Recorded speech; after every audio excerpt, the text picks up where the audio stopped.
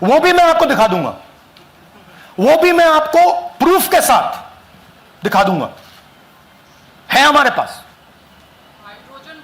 Rahul ji, hydrogen bomb में black and white है।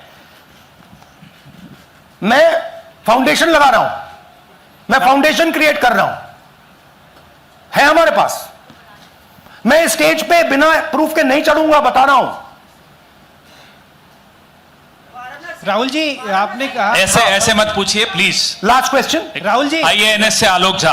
राहुल जी इधर, आपने कहा आपके पास आलोक झा इधर सर, कहां है जी? हाँ, आपने कहा सर कि आपके पास पुख्ता सबूत है, ब्लैक एंड व्हाइट सबूत है, तो क्या अगर ईसीआई अभी जवाब नहीं देती है तो कोर्ट का रुख करेंगे, ये ऑप्शन है आपके पास, जाएंगे? देखिए, मैंने कहा कि मेरा काम एज ऑपोजिशन लीडर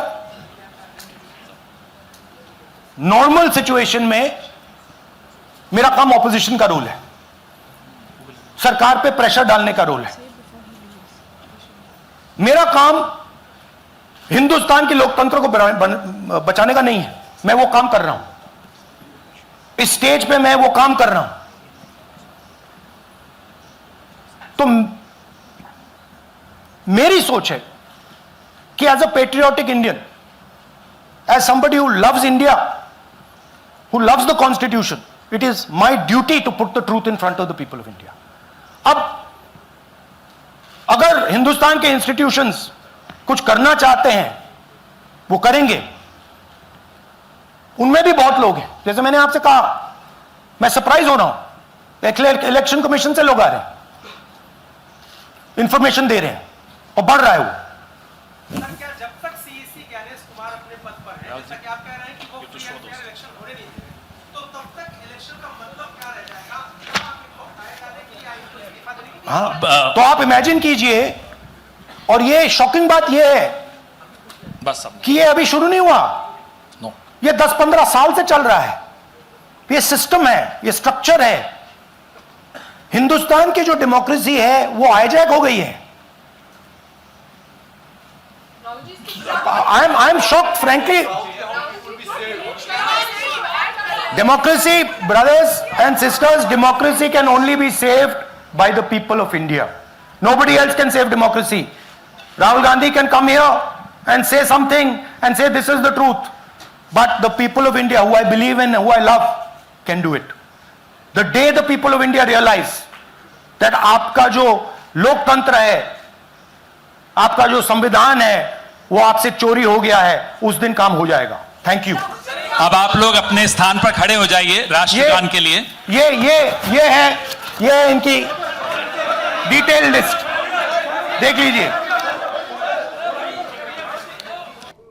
तो देखिए, राहुल गांधी की प्रेस कॉन्फ्रेंस, हाइड्रोजन बम फोड़ने का राहुल गांधी ने दावा किया था, और प्रेस कॉन्फ्रेंस में सीधे सीधे देश के chief election commissioner Gyanesh Kumar पर उन्होंने गंभीर आरोप लगाए हैं। उन्होंने कहा है सीईसी ज्ञानेश कुमार उन लोगों को बचा रहे हैं जो लोकतंत्र के हत्यारे हैं, जिनके इशारे पर वोट डिलीट किए जा रहे हैं और नए नाम वोटर लिस्ट में जोड़े जा रहे हैं।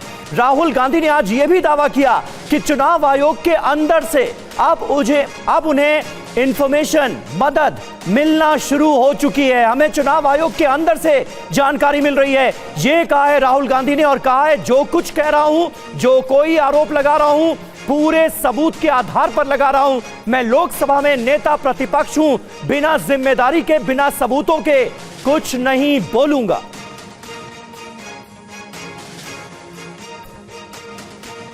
तो राहुल गांधी ने अपनी इस प्रेस कॉन्फ्रेंस में क्या बड़े आरोप लगाए हैं, जरा सुनिए। इसकी प्रोटेक्शन करने का काम हिंदुस्तान के इंस्टीट्यूशंस का है, हिंदुस्तान के ऑपोजिशन लीडर का नहीं है, मगर इंस्टीट्यूशंस नहीं करने हैं। अच्छा, एक इंटरेस्टिंग बात आई है जो मैं आपको बताना चाहता हूं कि इलेक्शन कमीशन के अंदर से हमें मदद मिलनी शुरू हो गई है। मैं साफ बोल देता हूं, इलेक्शन कमीशन के अंदर से, पहले नहीं हो रहा था, अब इलेक्शन कमीशन के अंदर से इंफॉर्मेशन आ रही है। यह रुकेगा नहीं, यह रुक नहीं सकता है। क्योंकि हिंदुस्तान की जनता इस बात को एक्सेप्ट नहीं करेगी। एक बार हिंदुस्तान की जनता को, हिंदुस्तान के युवाओं को पता लग गया